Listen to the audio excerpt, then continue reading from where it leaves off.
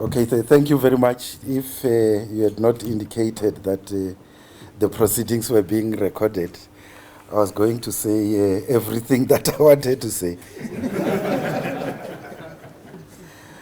I should say I was harassed by Aziz to come and make a presentation to concerned Africans. And the name itself is quite attractive but also intimidating.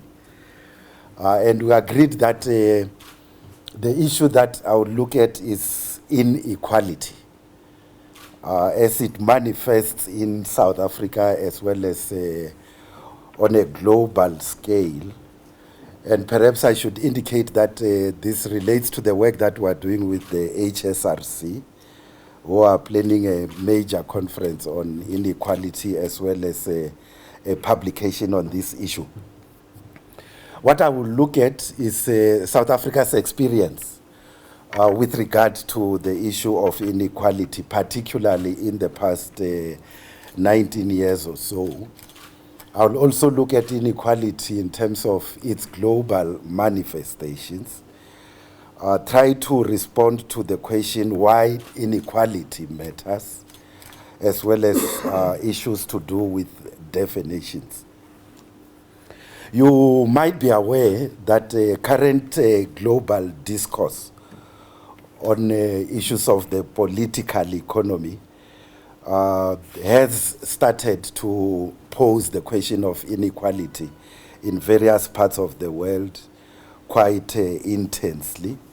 And this is because of growing inequality in most societies, accompanied by increasingly large packages of executives.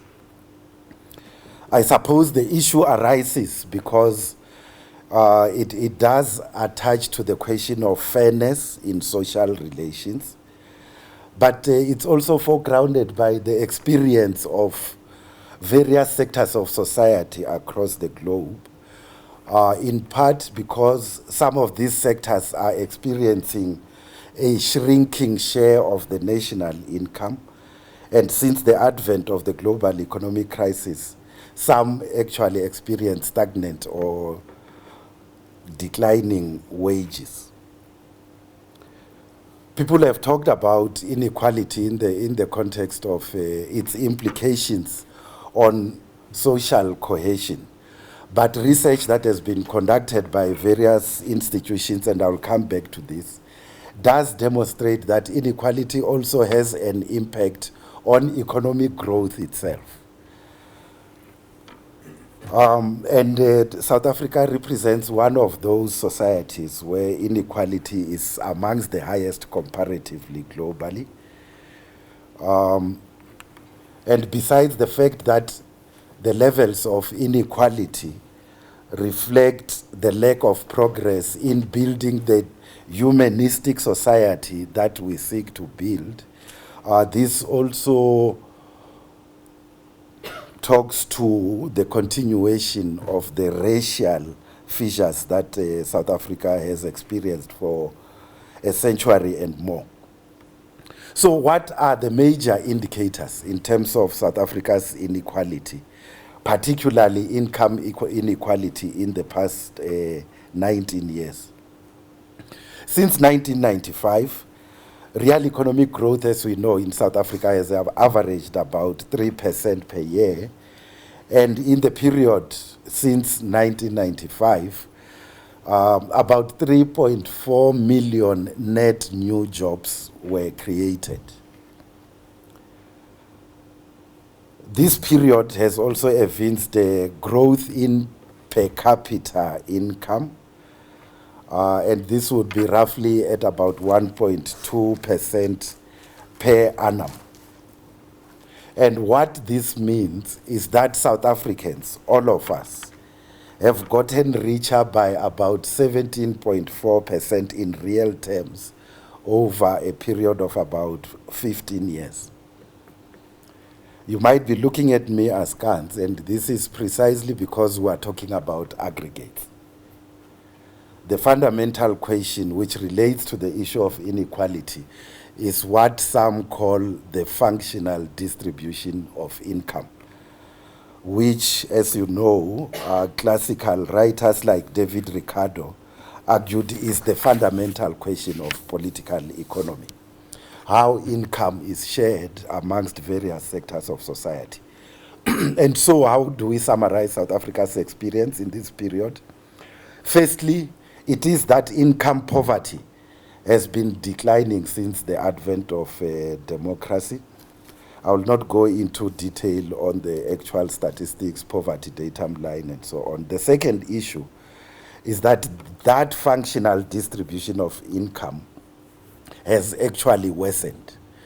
We might, on aggregate, all have gotten richer, but the distribution of that income has not been to the advantage of the lower classes in society. As a consequence of which, 20% of the richest South Africans earn 70% of national income. And 20% of the poorest South Africans earn only 2.3% of national income. The third trend is that this change in the share of national income amongst various sectors of society has not favored most of the people who are assembled here, the middle strata. Because the share of the middle strata of national income has declined from about 56% in 1993 to 47% in 2007. This is despite the fact that in absolute numbers, the size of the so-called middle class has grown, but its share of national income has in fact declined by some percentage points. I won't go into detail. And so, per capita expenditure growth incidence curve, this is the curve that shows expenditure amongst the various classes and strata in society, reflects a U shape. It's improving at the lowest end, it's improving at the highest end, but not amongst the middle strata. The fourth observation is that being employed does not necessarily mean that you are lifted out of poverty. About half of employed people earn about 3,000 Rand a month.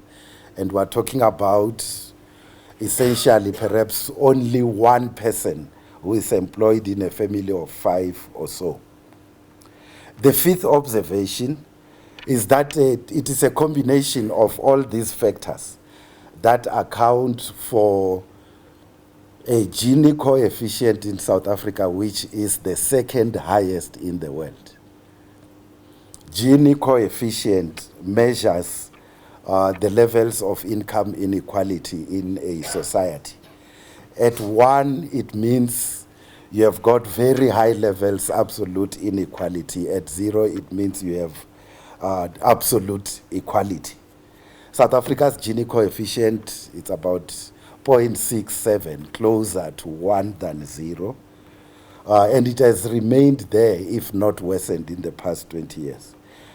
Second highest in the world, some researchers say, because the highest, in fact, is Namibia.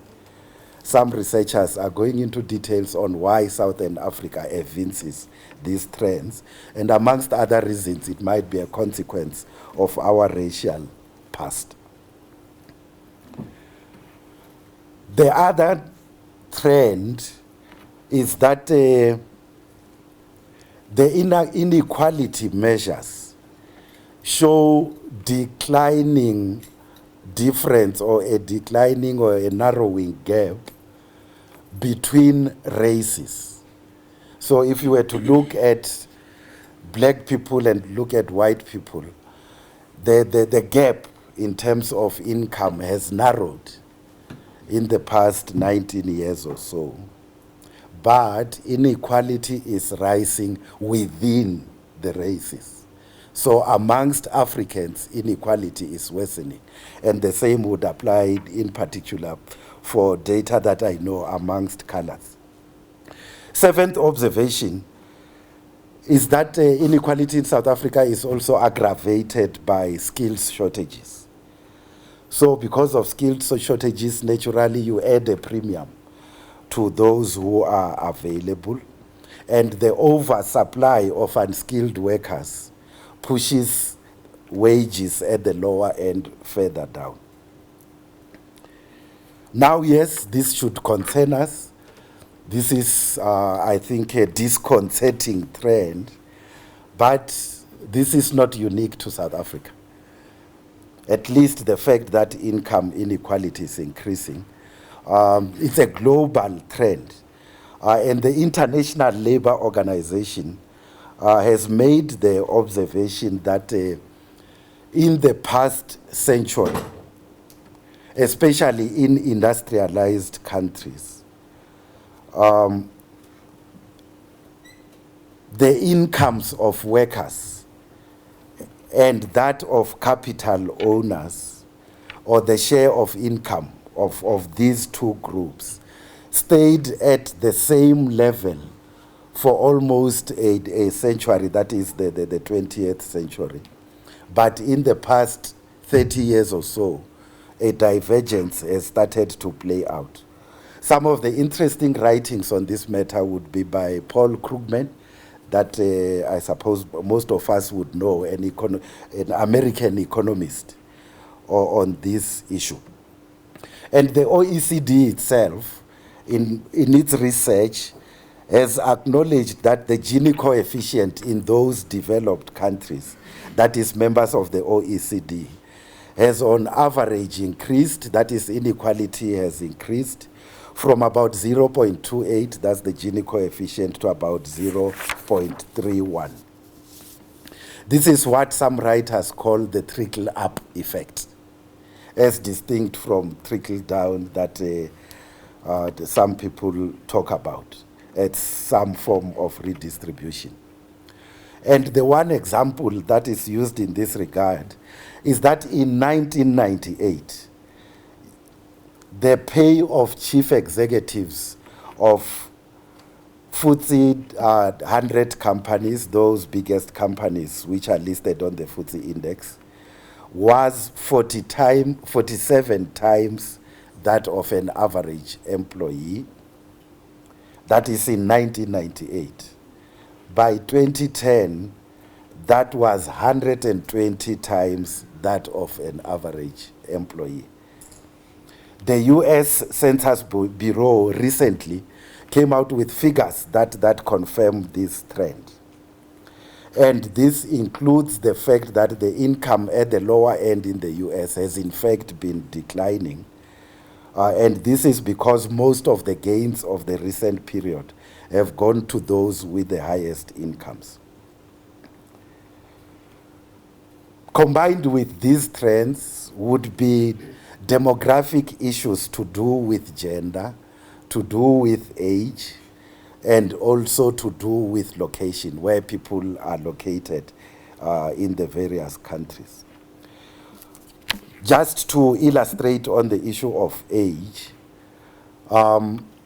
Peter Coy talks about marginalization of young people across the globe. Says they are called the Shabab Atilian in Egypt, Hittistes in Tunisia. These are the people who were responsible for the uprisings. But you also find them in Japan, where they are called the Fritas, that's freelance Arbeiters. They combine the English and German. They are also found in the United Kingdom. They are called the NEET, N-E-E-T, not in employment, education, or training. Young people in the UK, and some of the demonstrations and riots that they had in the, I think some 2 or 3 years ago, are a reflection of this. And Peter Coy argues that this is a global trend of youth marginalization.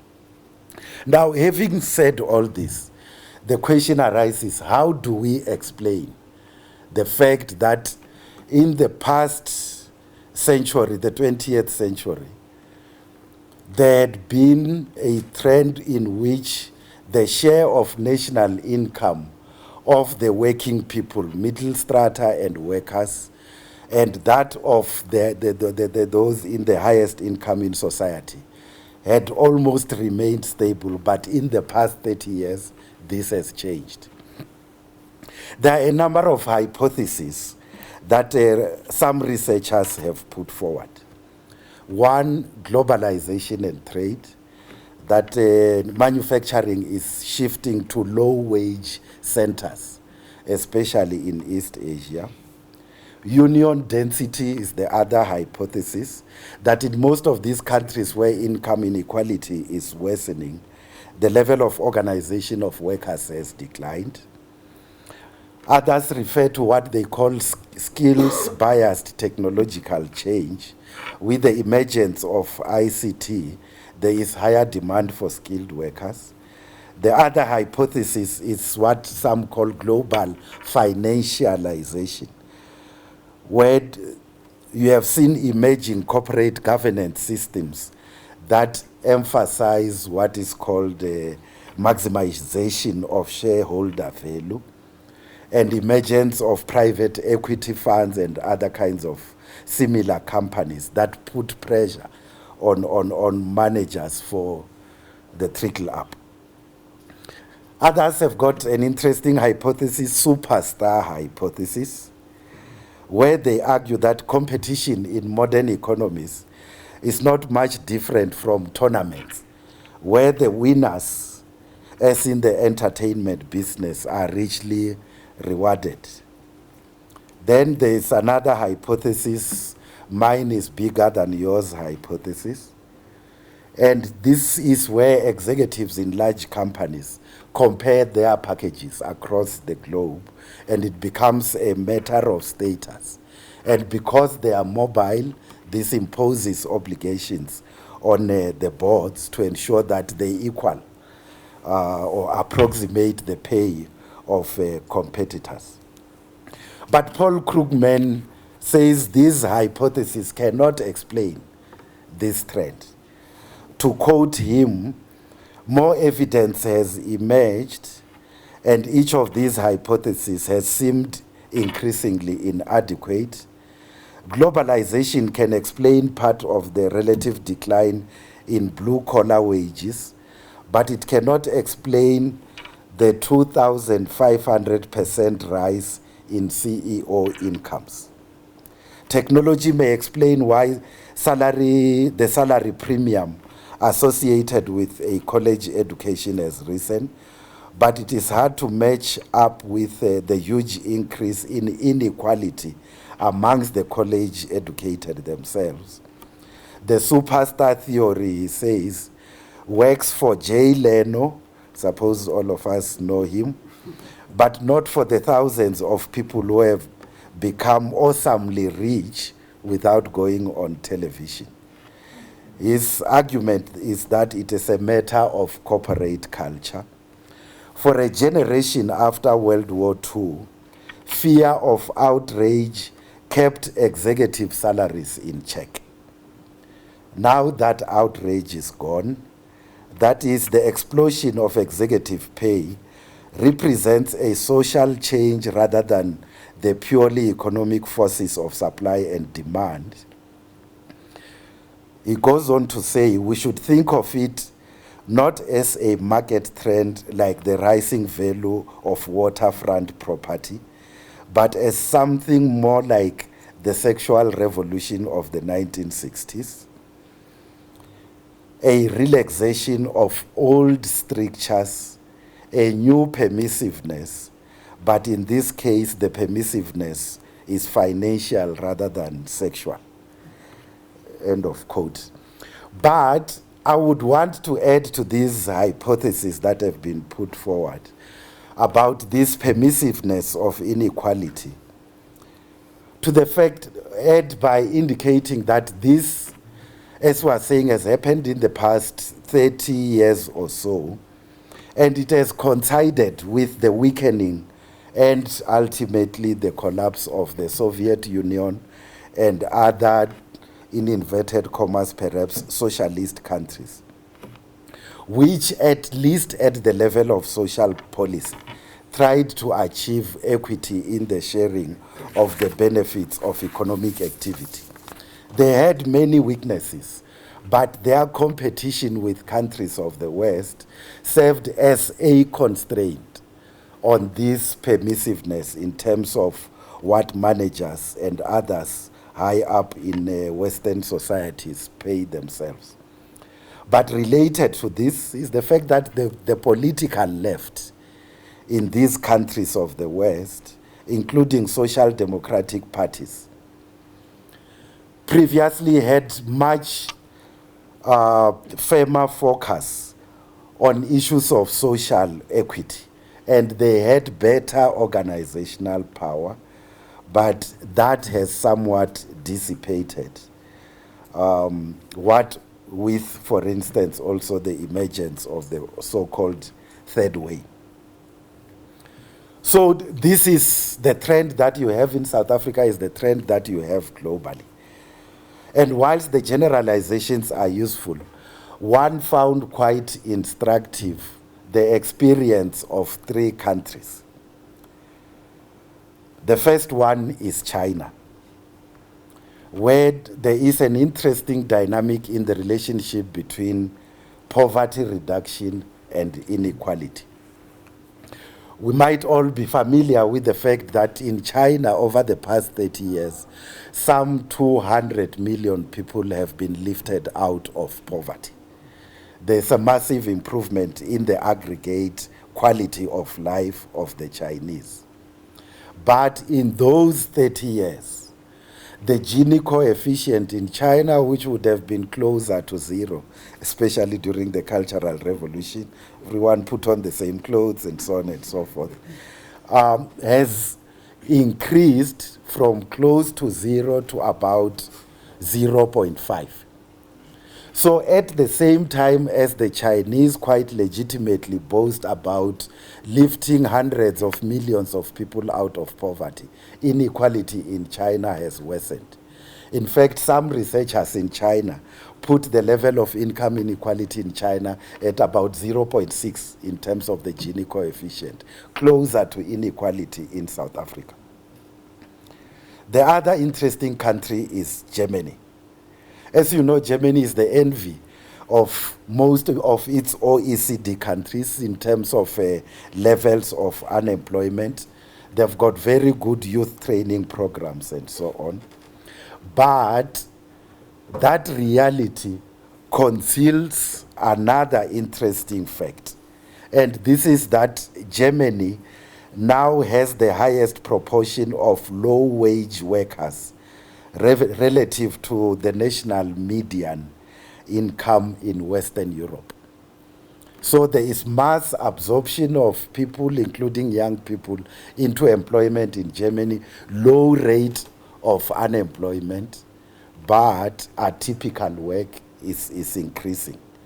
And in fact, they say it has increased about 3-fold in the past 10 years. Brazil is another interesting case study, and here we have a counter-intuition. As inequality was increasing across the globe, income inequality, in Brazil it was declining. Brazil, I think, had the highest Gini coefficient, even higher than South Africa some 10 or so years ago, but it has come down to about 0.5.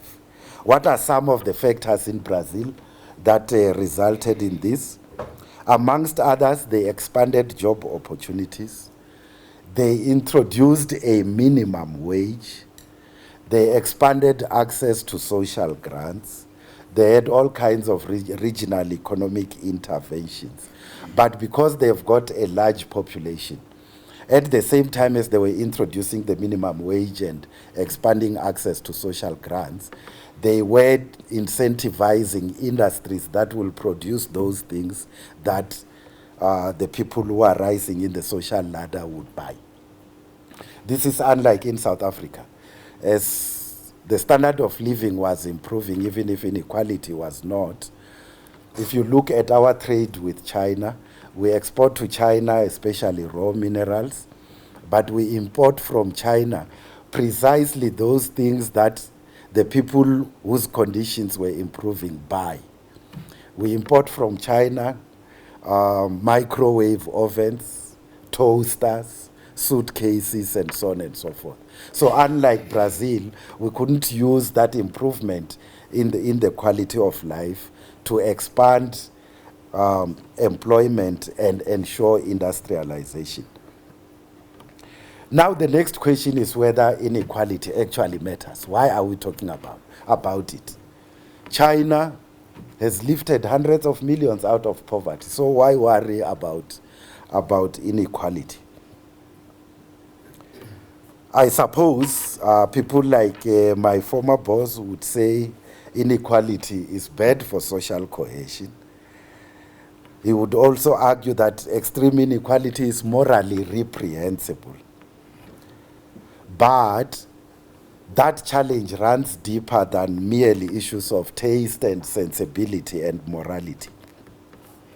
There is an interesting book that I would recommend all of us should try to access. And as the sales improve in South Africa, I will write to the authors to pay me a commission for this. It's called The Spirit Level.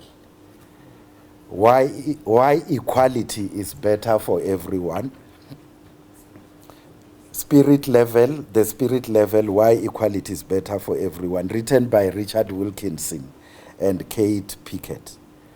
And they demonstrate in that book that if you looked at macro-social indicators, you would find that they are worse in more unequal societies than in more equal societies. You can compare, for instance, the UK and the US on the one hand, which are quite unequal, with, say, Sweden and Japan, which are more equal comparatively. And you will find that in the UK and the US, levels of drug use, levels of mental illness, life expectancy, educational attainment, teenage births, violent crime, size of the prison population, all those indicators are worse in the more unequal societies, in the UK and the US, compared, for instance, to Japan and Sweden. And they go further even to argue that if the US were to improve its levels of income equality to the average of the four most equal of the rich countries, that is Japan, Norway, Sweden, and Finland, the proportion of the population feeling they could trust others would rise by some 75%. Rates of mental illness and obesity would be cut by almost 2/3. Teenage birth rates could be more than halved. Prison populations might be reduced by 75%, and so on and so forth, if you were to improve levels of income equality within the US. Now, many have tried to challenge their research, but they are able to demonstrate that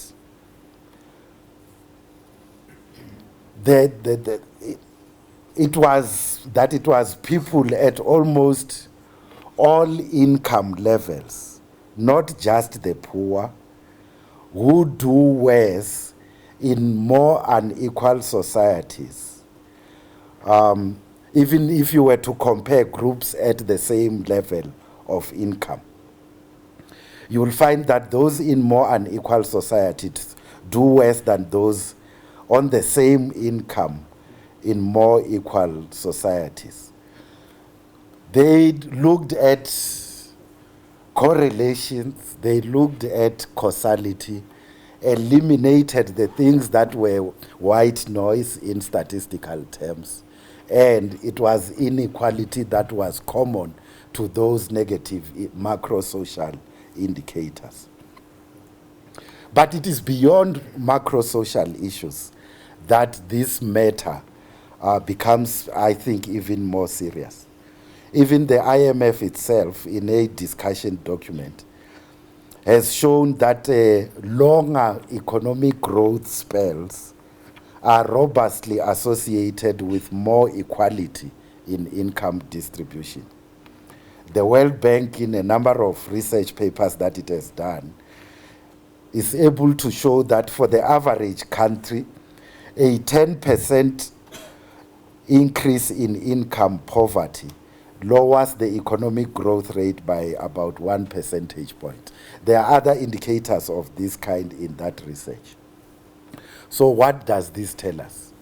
It is that reducing income inequality is in the interest of both the rich and the poor, because the rich do badly in more unequal societies in terms of those indicators, and this includes their children, compared to the rich in more equal societies. Now, I've been talking all along about inequality and qualifying it as income inequality, because there are other measures of inequality that need to be looked at, and this has not sufficiently featured in discourse. For instance, provision of basic services, social services. That also impacts on inequality in various ways. In a meeting that we had with the deputy chair of the National Planning Commission in India, Aluwalia, some time ago, he was making the point about this relationship, that if, as they are trying to do in India, you improve rates of employment, more people get employed and they get even better pay. If you are unable to improve social services, that income is discounted by the poor social services. So if water provision is poor, the health will be poor, and they then have to use their income to access health facilities. So if you improve income and not improve social services, that income gets discounted. Inversely, you might provide good social services, but with poor income, with many people unemployed, and some of those services will also get discounted. And I think South Africa has got many good experiences. That is good in the statistical sense in this regard. We know about research and statistics from Statistics South Africa on provision of electricity. If you studied them closely, you will find there's always a difference between access to electricity and, for instance, using electricity for cooking. Why? Because people would have that electricity, but they might not afford the bills to use it for cooking. So they still use coal, even if there's electricity in the house. Or they might not even afford the electrical appliances. This trend is shown even more starkly in relation to housing. The problem that people in government complain about, you provide a subsidized house, so-called RDP house, and people either rent it out or sell it because they are unemployed and go back and stay in an informal settlement. They are ingenuous, they use their assets to get income. So the social service gets discounted by the fact that people are not employed. So when you try to improve people's quality of life, you should address both the issue of income but also provision of social services.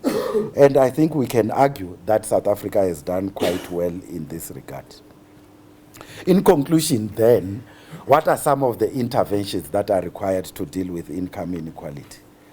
I would argue, firstly, that it should be economic growth, Because arguing against inequality is not to promote the sharing of poverty. Rather, you should encourage high growth. The issue is how do you ensure that such growth is equitably shared. Second intervention, in my view, should be education and skills training. As has been articulated by government in the past few years, education is a great liberator. Many people who come from very poor families are able to break the cycle of the reproduction of poverty because of access to education. The irony that we have in South Africa is that education amongst the poor, where it is needed most, is not at the level at which it should be. The conduct of teachers is not at the level at which it should be. So that's one of the major challenges that we need to deal with.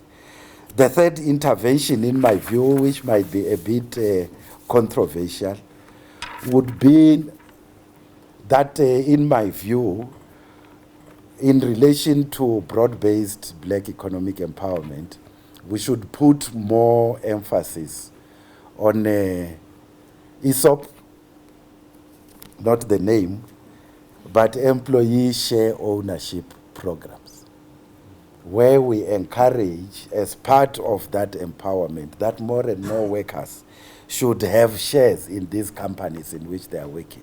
Some might say it's reformist, some might say it might not be consequential on the income of workers. But in South Africa, there are even some examples that need to be looked at closely. Kumba would be one good example. As you know, the workers in Kumba, as a consequence of the ESOP, got, I think it was last year or the year before, those who had worked for a long time, 500,000 rand each as a windfall from their shareholding in Kumba. We were using this as an example of how employee share ownership schemes can benefit workers and perhaps even achieve, to talk negatively, class peace. Then the workers in Kumba went on strike around the same period as Marikana. And in a sense, they were challenging this theoretical approach. But in our interaction with the management at Kumba, it emerged that it's other related and interesting factors that attached to that conduct or that incident. And what was it? Amongst others, financial education. Secondly, which should be also be a generic lesson for application, the extent to which those workers, the worker shareholders, participate in decision making. And because there is mistrust between workers and management and workers and union leaders, when the workers, after the announcement that they were each going to get 500,000, went to check their bank accounts, others, we understand, had already deposited money for taxis that they wanted to buy where they come from. They discovered that there was only 300,000 deposited. And they said it's the union leaders and management who took our money. Why are we saying financial education is critical? It's because Caesar had taken what belongs to Caesar, taxation. And they were not told that, yes, 500,000, but because now you are earning lots of money, that the tax man, or should we say the tax person, will take what belongs to him. The other intervention, in my view, should be about taking the problem from a different angle. When we talk inequality and income, we think about raising the incomes of the poor. But we should also think about it in the context of reducing the cost of living of the poor. For instance, compared to a Chinese worker who stays in a compound and walks to work, A South African worker typically spends about 40% of their wages on transport. So how do we reduce the cost of living of the poor in relation to transport? If you were to look at trends with regard to inflation, the inflation rate of the poor is much higher than what the Reserve Bank and Statistics South Africa talk about. If you check the price of maize, it might have gone up by some 50 and more percentage points in the past year. And all related issues that are the major spending basket of the poor.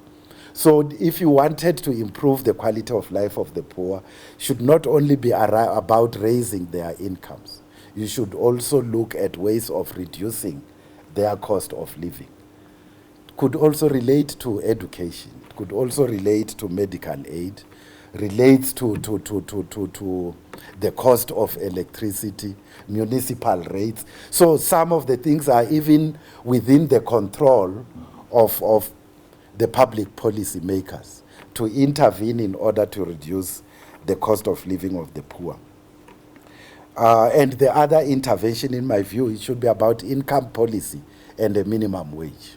We referred to Brazil and the minimum wage that it introduced, but income policy would be broader than that, to look at the issue that the Swiss were voting about, was it this weekend, on what the differential should be between the lowest paid and the highest paid in an enterprise.